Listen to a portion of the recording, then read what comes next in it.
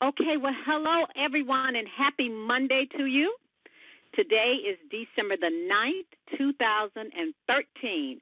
I want to welcome you to Les Brown's Monday Night Motivation with world-renowned motivational speaker, speech coach, and best-selling author, Les Brown. For those of you that have joined us before, you know that this is your place for motivation and inspiration.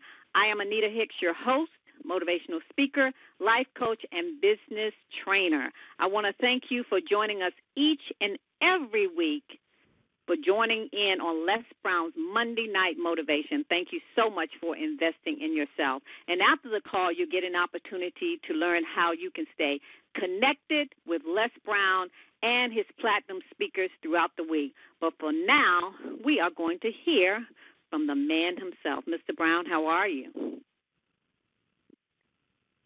Les, would you please unmute your phone? Because I know you're there. Les Brown. I just want to make you sweat a little bit. I'm here. You can't make me sweat. You can't make me sweat. You can't do it.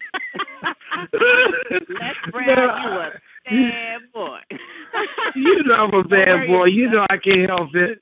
Les, you are something else. Hey, so Les, I wanted to ask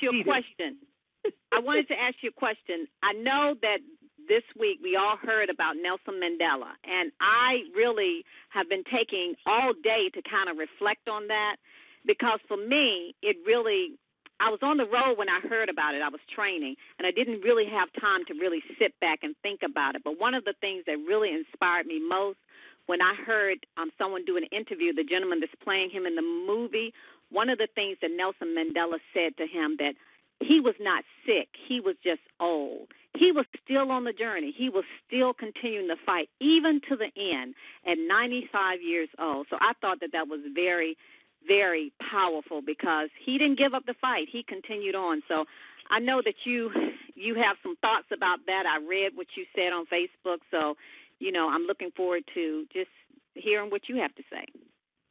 Well, thank you so much. He was a person who had a sense of destiny. He was not a perfect man, but he wanted to make a difference in life. He wanted his life to mean something. And I think when I look at the work that you are doing and Stacy is doing and just the people that's on this call now, I think there's certain people in life who feel that there's a calling on them. And Nelson Mandela had that calling. And I believe that there's a calling in all of our lives. I believe that all of us have the potential to listen to that still small voice within ourselves when we say, I can do more. And when I was in Johannesburg, South Africa, I had a chance to go to the house where he and Winnie Mandela and his children lived, and I saw where the policeman shot in the house. They're still as if it took place yesterday. I saw a small cell, that just limited space, where he was held for 26 years, and you had to wonder, how could someone with nothing but a cup and a little mat on the floor, how could they maintain their sanity? I saw the pictures of kids and adults who were killed because they wanted to learn their own history. I saw the pictures of men and women who were taken and they vanished. They were tortured and beaten to death because they wanted a quality education.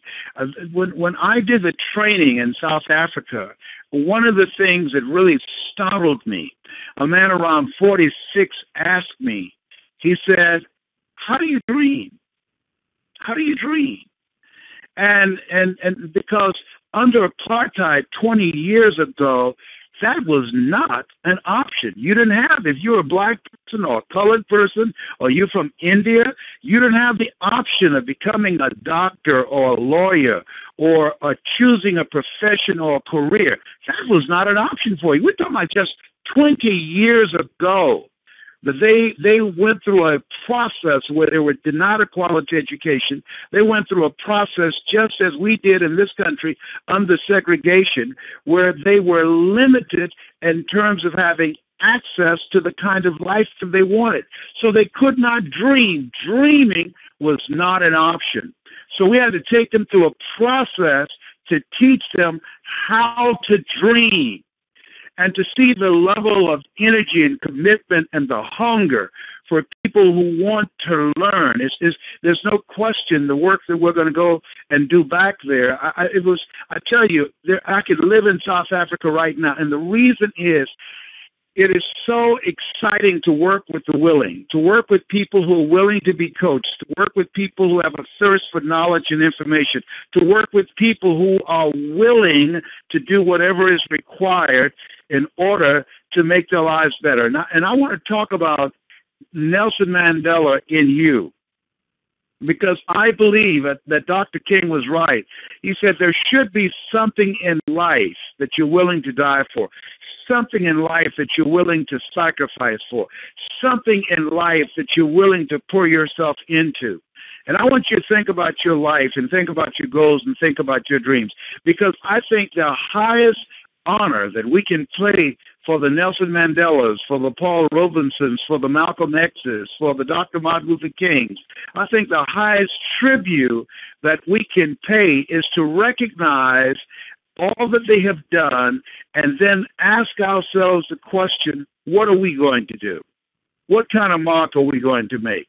I was reading the front page of the Sunday newspaper in Orlando, and in that there was an article on the front page where a husband, a wife, and a daughter were found dead in the garage.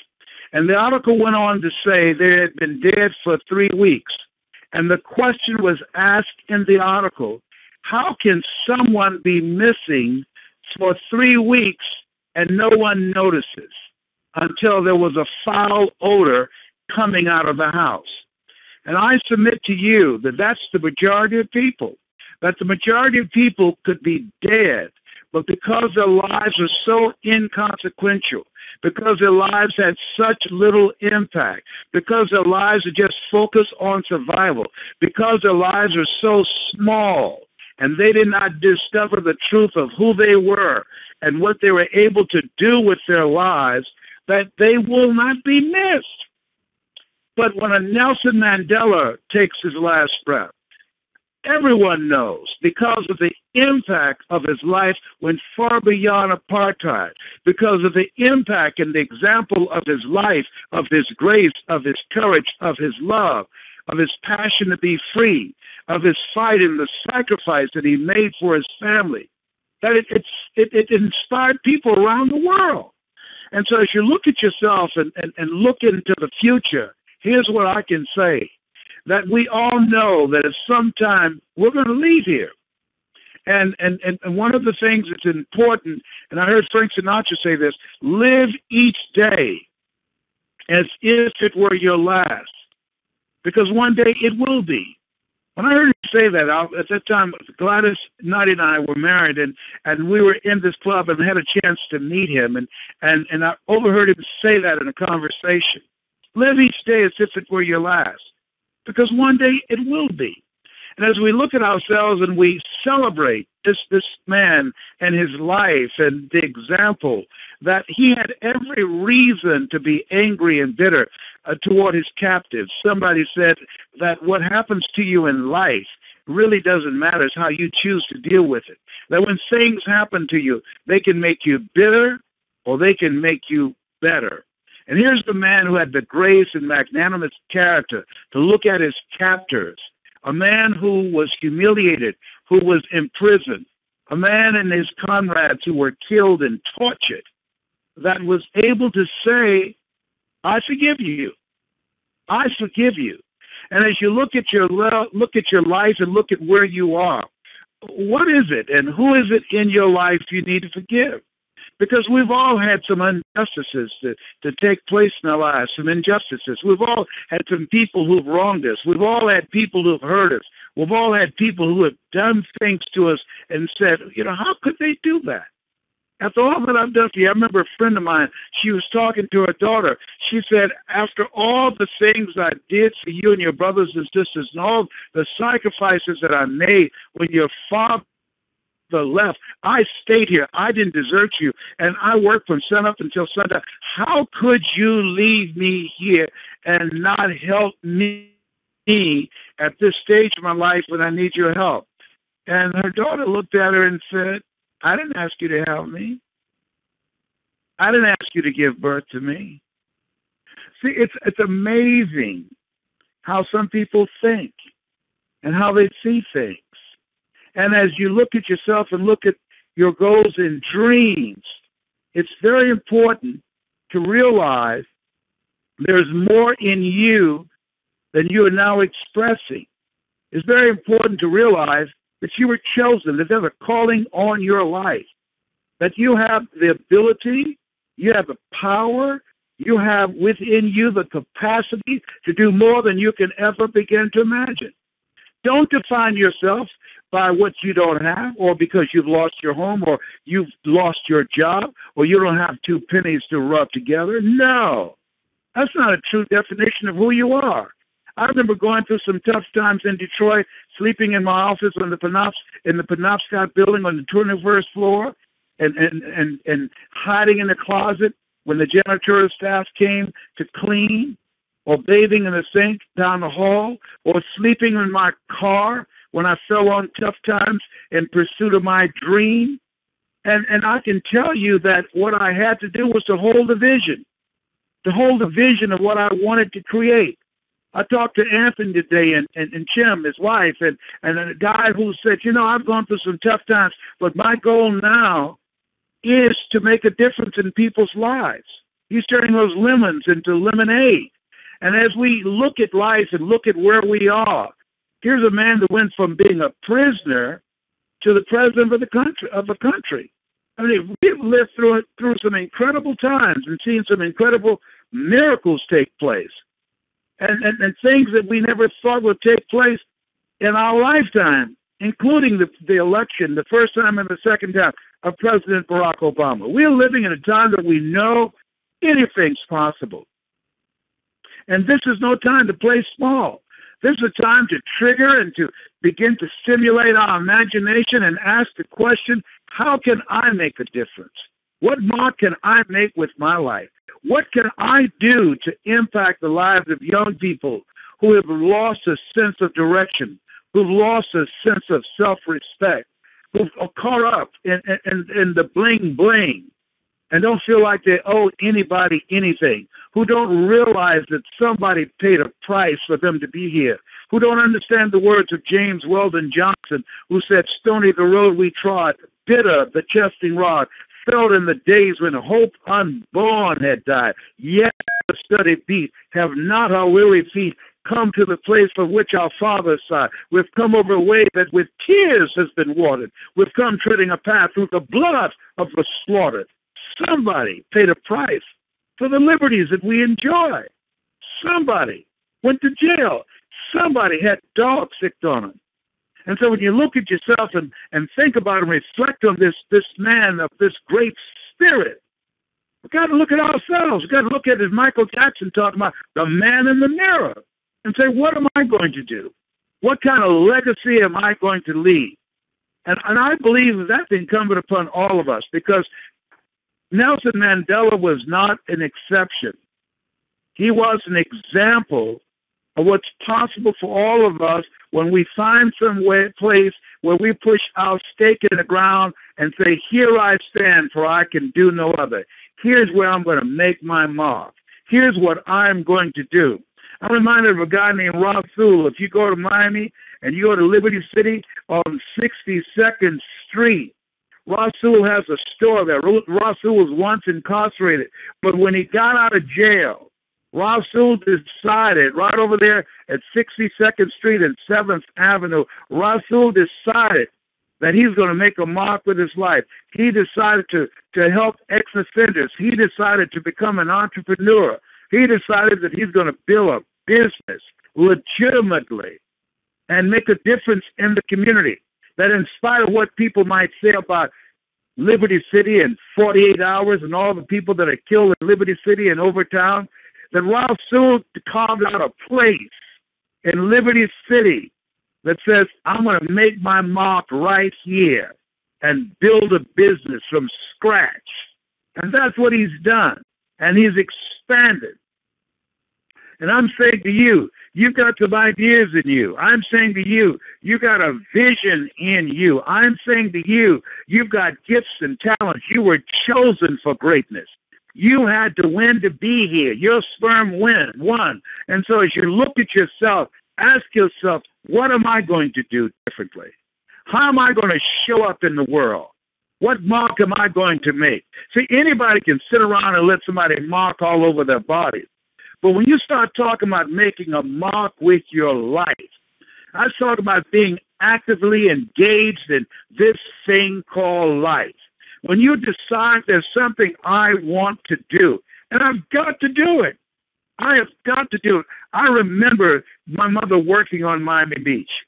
I remember when she would walk around the house and say, Arthur's bothering me, that her ankles were swollen from arthritis. And I used to wonder, how could she decide that she was going to go to a job? She was sick, her ankles were swollen from arthritic condition, knees swollen, and she's going to go clean homes and be on her knees mopping and cleaning floors and cleaning toilets, and keeping other people's children and cooking for other families. And she went.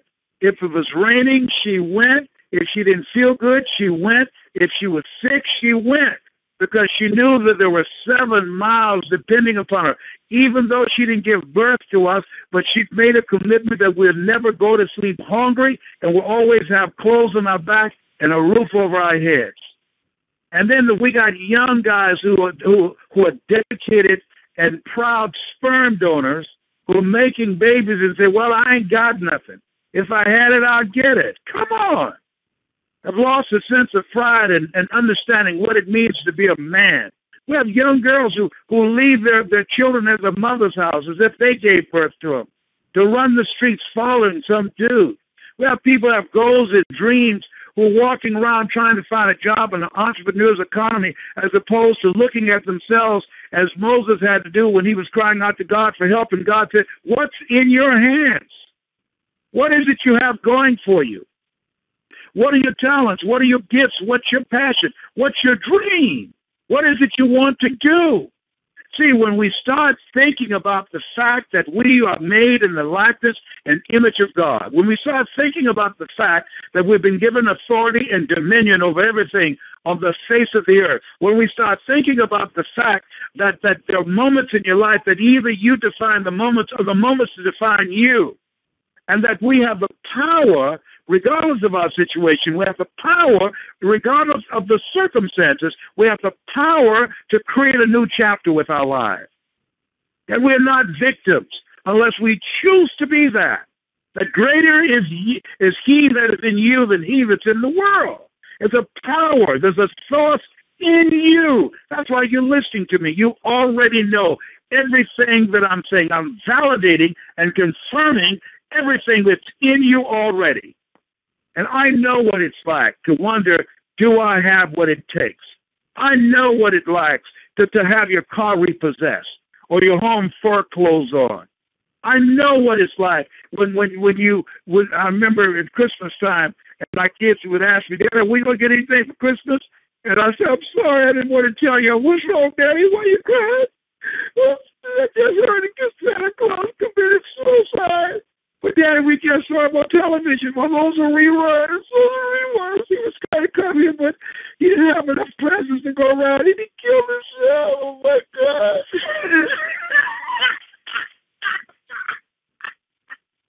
Oh, my God, I should be ashamed of myself. And Kevin and Patrick, they started crying. They thought Santa Claus had committed suicide. But I don't have enough money. It seemed like every Christmas, right before Christmas, I ran out of money. I couldn't understand it. How can this happen every year? I was working on a job, and I used to get mad when I got my paycheck, when people should be excited, but I know they gave me the money, and I gave it to the people that I owed.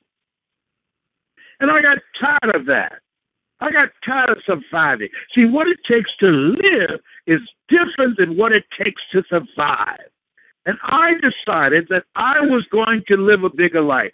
I decided to learn. I started listening to motivational recordings. At that time, it was motivational cassettes, not CDs, cassettes.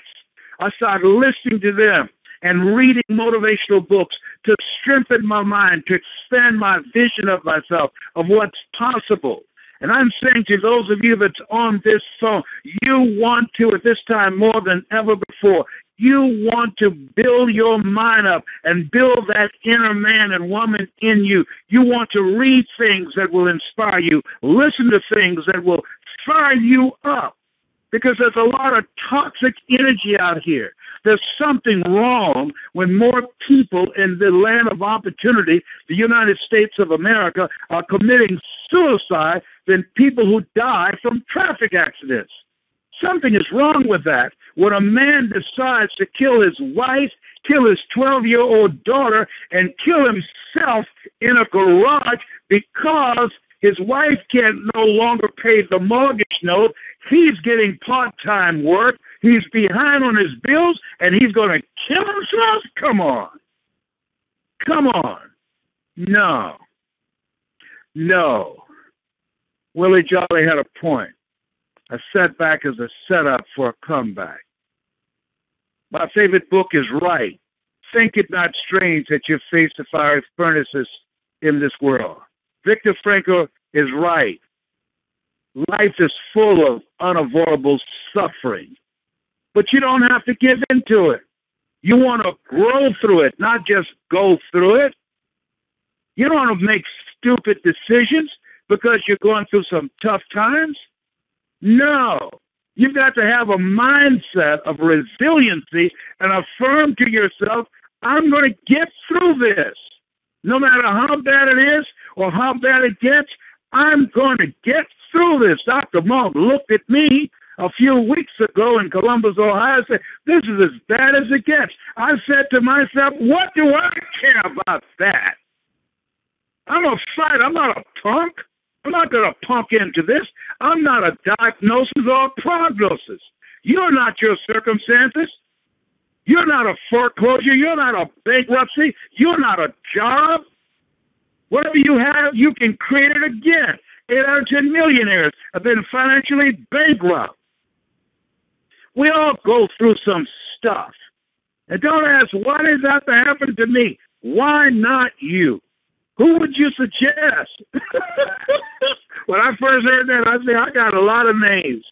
I got to give you some email addresses and some phone numbers. You know, I'm spending about to less. Everything you have, you're going through right now. The cancer is for your growth and development. I said, well, I wish God would give somebody else something to grow and develop from. I need him to pass this cup to somebody else. I've grown enough up in here, about to make me lose my mind. Up in here. I mean to tell you, this thing called life is a challenge. And we're still here. And we're still standing. And we still got a shot. And we can still make a difference. And I'm saying to you, as you look at yourself and look into the future, let us not just talk about the Honorable Nelson Mandela, but think in terms of what is it that I can do at this time with my life? What stories will be remembered about me? How will I use my talents, my abilities, my skills? What books will I write? What speeches will I give? What lives will be transformed because I live? Who will breathe easier? Who will feel better about themselves because they were in my presence? What is that that's in you, that wakes you up at night? What is that that continues to nag you, that you have got to do it because it's you? That the people around you can't understand. Family members can't understand. But it's you. It's something that has been given to you, and you want your significant other to understand. But let me share something with you. You don't need anybody's approval. You've got to prove yourself. Because it's your dream. It's been given to you, and you've got to do it. And here's Here's what I think about when I think about Nelson Mandela's life, that all of us must think about when we're thinking about living a life of contribution, when we think about making a mark, when we think about how we're going to show up in the world. There's an S that we must think about that you very seldom hear when it comes to success. You know what it is? It's called sacrifice. Sacrifice. That's what I think about when I think about the Honorable Madiba, Nelson Mandela, sacrifice. What are you willing to give up? He gave up 26 years, not for himself, but for his country, for his people. He gave up 26 years to break the back of apartheid. What are you willing to give up? A friend of mine named Kerry, he was arrested for selling drugs. And he wrote his mother, said, Mama, I don't know if I can do 5 years in prison. I don't know if I can take it. I don't know if I can survive 5 years being locked up in solitary confinement. And his mother, to her credit, wrote him back, said, Son, I love you. If Nelson Mandela could do 26 years to free his people, you can do 5 years for getting people addicted to drugs.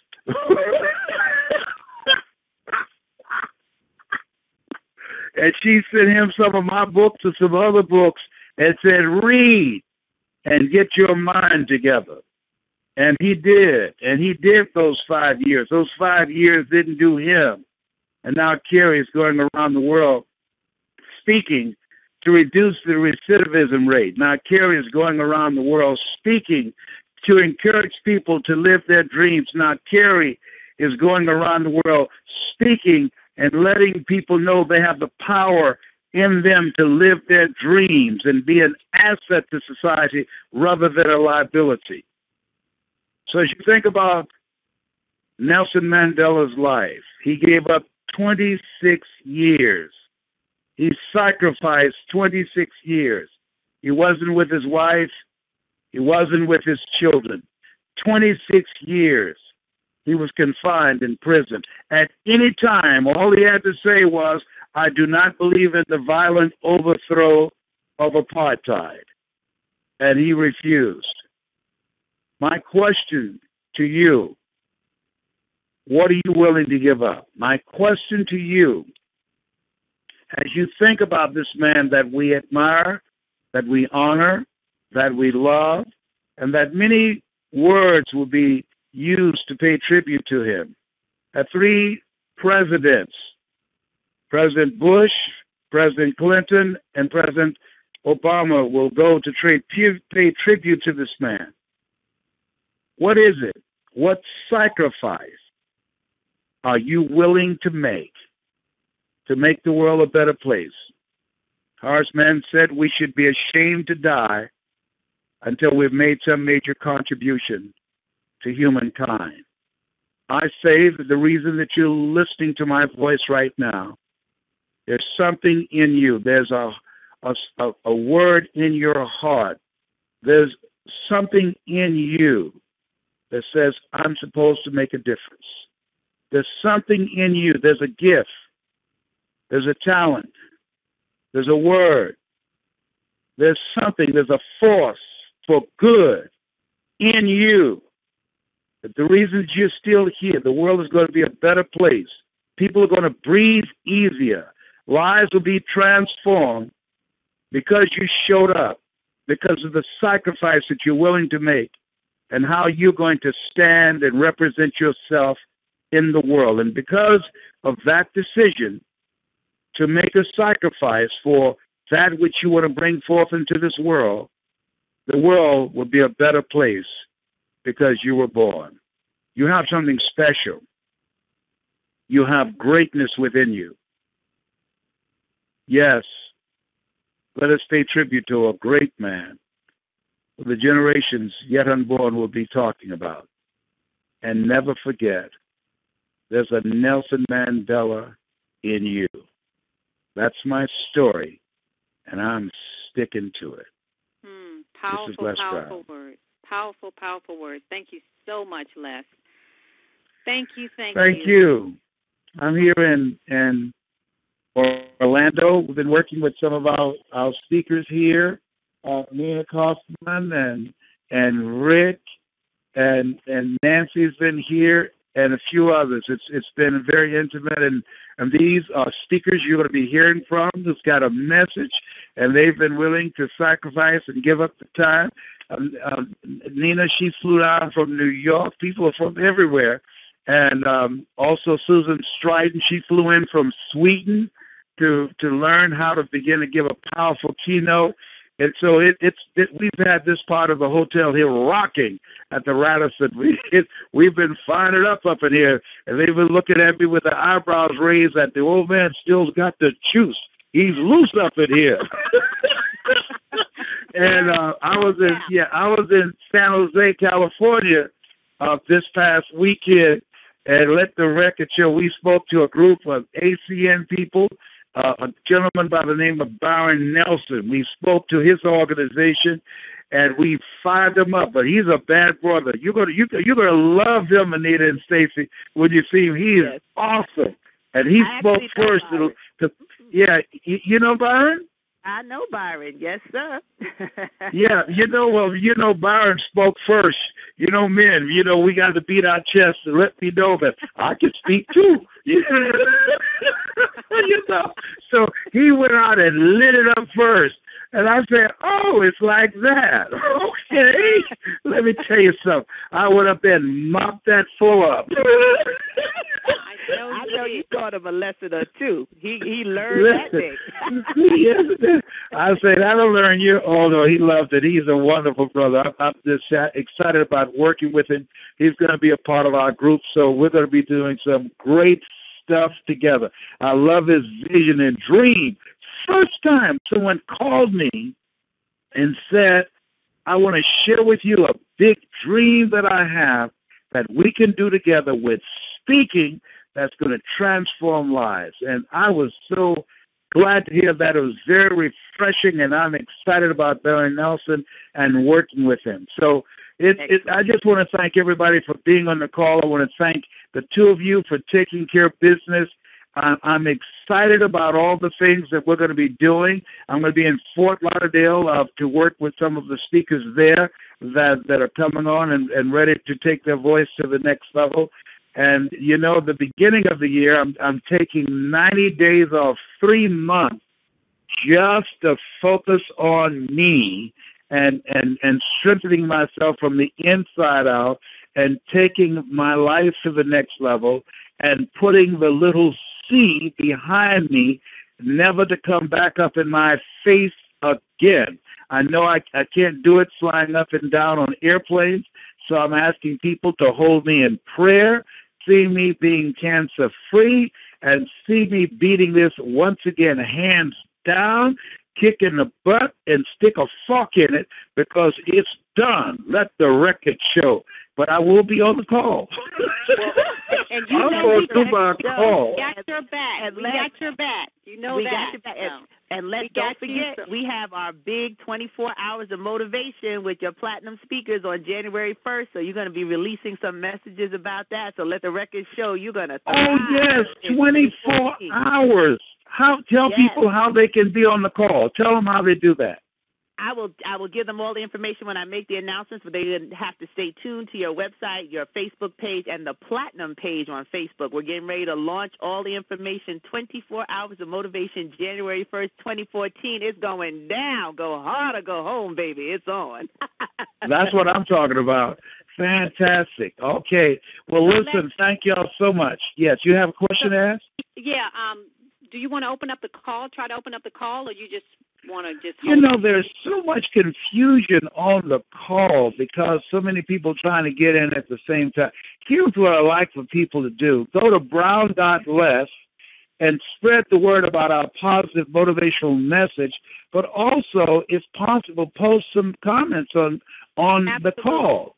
Yes. Okay, do that. Let us know how you feel about the call.